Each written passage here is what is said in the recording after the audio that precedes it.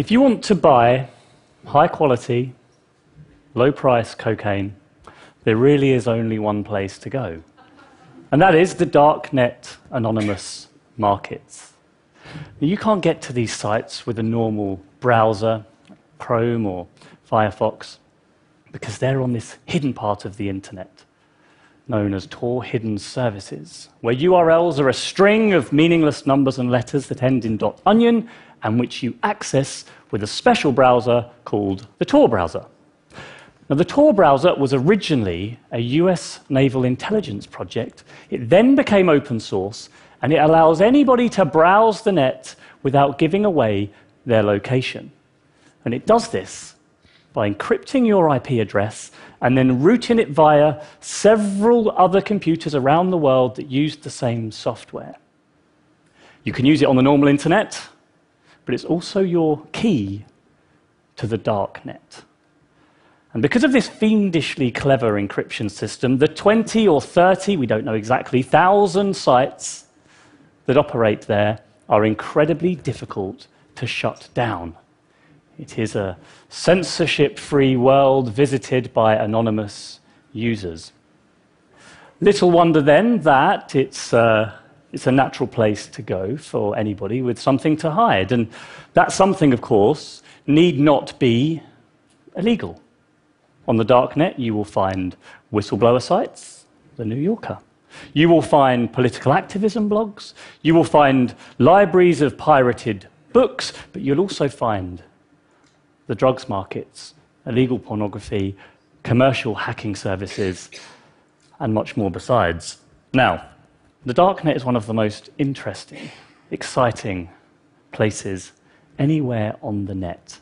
And the reason is because although innovation, of course, takes place in big businesses, takes place in world-class universities, it also takes place in the fringes. Because those on the fringes, the pariahs, the outcasts, they're often the most creative because they have to be. And this part of the internet, you will not find a single lolcat, a single pop-up advert anywhere. And that's one of the reasons why I think many of you here will be on the darknet fairly soon. Not that I'm suggesting anyone in this audience would use it to go and procure high-quality narcotics. But let's say for a moment that you were. Bear with me. The first thing you will notice on signing up to one of these sites is how familiar it looks. Every single product, thousands of products, has a glossy, high-res image, a detailed product description, a price. There's a proceed to checkout icon. There is even, most beautifully of all, report this item button. Incredible. You browse through the site, you make your choice, you pay with the cryptocurrency Bitcoin, you enter an address, preferably not your home address, and you wait for your product to arrive in the post, which it nearly always does. And the reason it does is not because of the clever encryption, that's important, something far simpler than that. It's the user reviews. You see, every single vendor on these sites uses a pseudonym, naturally enough, but they keep the same pseudonym to build up a reputation. And because it's easy for the buyer to change allegiance whenever they want, the only way of trusting a vendor is if they have a good history of positive feedback from other users of the site. And this introduction of competition and choice does exactly what the economists would predict. Prices tend to go down, product quality tends to go up, and the vendors are attentive, they're polite, they're consumer-centric, offering you all manner of special deals, one-offs, buy one, get one free delivery, to keep you happy. I spoke to Drugs Heaven. Drugs Heaven was offering excellent and consistent marijuana at a reasonable price. He had a very generous refund policy, detailed T's and C's, and good shipping times. Dear Drugs Heaven, I wrote via the internal emailing system that's also encrypted, of course. I'm new here. Do you mind if I buy just 1 gram of marijuana? A couple of hours later, I get a reply. They always reply. Hi there, thanks for your email. Starting small is a wise thing to do. I would too if I were you. So no problem if you'd like to start with just 1 gram. I do hope we can do business together. Best wishes, Drugs Heaven. Don't know why he had a posh English accent, but I assume he did. Now, this kind of sort of consumer-centric attitude is the reason why, when I reviewed 120,000 pieces of feedback that had been left on one of these sites over a 3-month period, 95% of them were 5 out of 5. The customer, you see, is king. But what does that mean? Well, on the one hand, that means there are more drugs, more available, more easily, to more people. And by my reckoning, that is not a good thing. But on the other hand, if you are going to take drugs, you have a reasonably good way of guaranteeing a certain level of purity and quality, which is incredibly important if you're taking drugs. And you can do so from the comfort of your own home without the risks associated with buying on the streets. Now, as I said, you've got to be creative and innovative to survive in this marketplace. And the 20 or so sites that are currently in operation, by the way, they don't always work. They're not always perfect. The site that I showed you was shut down 18 months ago, but not before it had turned over $1 billion worth of trade. But these markets, because of the difficult conditions in which they are operating, the inhospitable conditions, are always innovating, always thinking of ways of getting smarter, more decentralized, harder to censor, and more customer-friendly. Let's take the payment system. You don't pay with your credit card, of course. That would lead directly back to you.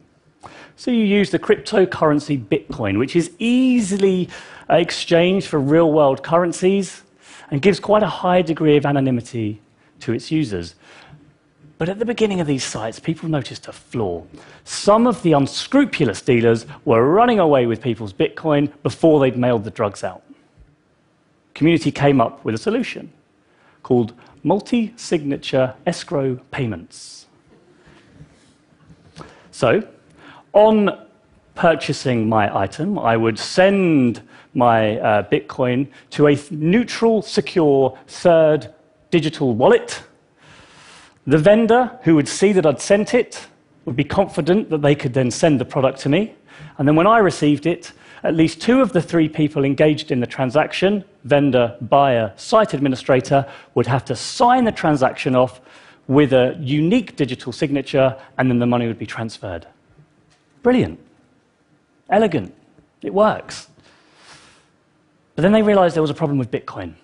Because every Bitcoin transaction is actually recorded publicly in a public ledger. So if you're clever, you can try and work out who's behind them.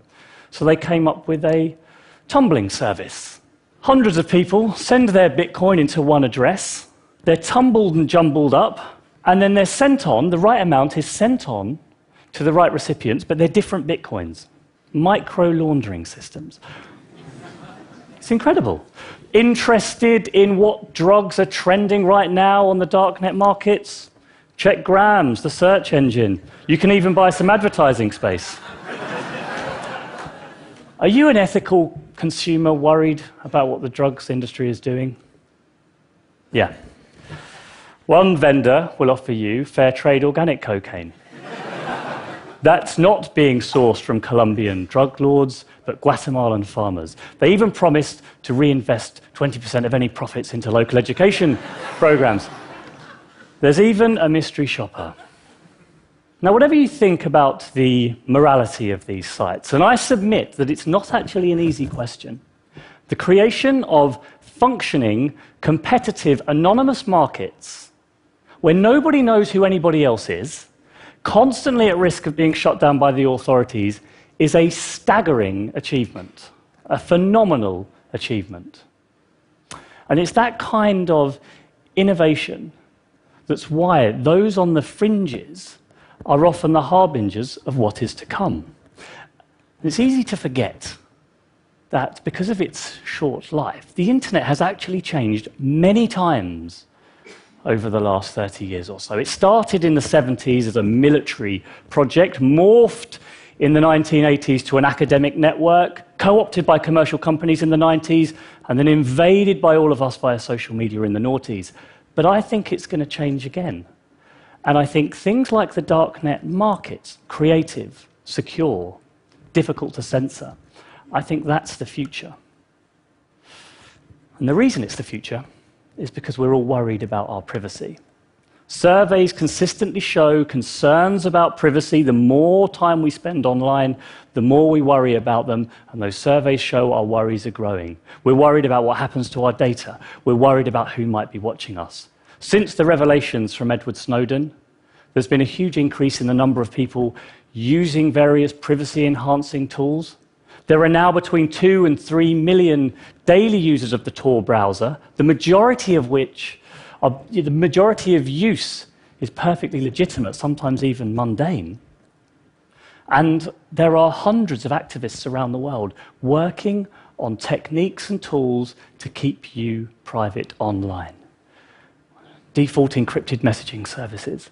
Ethereum, which is a project which tries to link up the connected but unused hard drives of millions of computers around the world to create a sort of distributed internet that no one really controls. Now, we've had distributed computing before, of course. We use it for everything from Skype to the search for extraterrestrial life. But you add distributed computing and powerful encryption, that's very, very hard to censor and control. Another called MadeSafe works to similar principles. Another called Twister, and so on and so on. And here's the thing. The more of us join, the more interesting those sites become. And then the more of us join, and so on. And I think that's what's going to happen. In fact, it's already happening. The darknet is no longer a den for dealers and a hideout for whistleblowers. It's already going mainstream. Just recently, the musician Aphex Twin released his album as a darknet site. Facebook has started a darknet site. A group of London architects have opened a darknet site for people worried about regeneration projects. Yes, the darknet is going mainstream, and I predict that fairly soon, every social media company, every major news outlet, and therefore most of you in this audience will be using the darknet too. So the internet's about to get more interesting, more exciting, more innovative, more terrible, more destructive. That's good news if you care about liberty. It's good news if you care about freedom. It's good news if you care about democracy. It's also good news if you want to browse for illegal pornography and if you want to buy and sell drugs with impunity. It's neither entirely dark nor entirely light. It's not one side or the other that's going to win out, but both.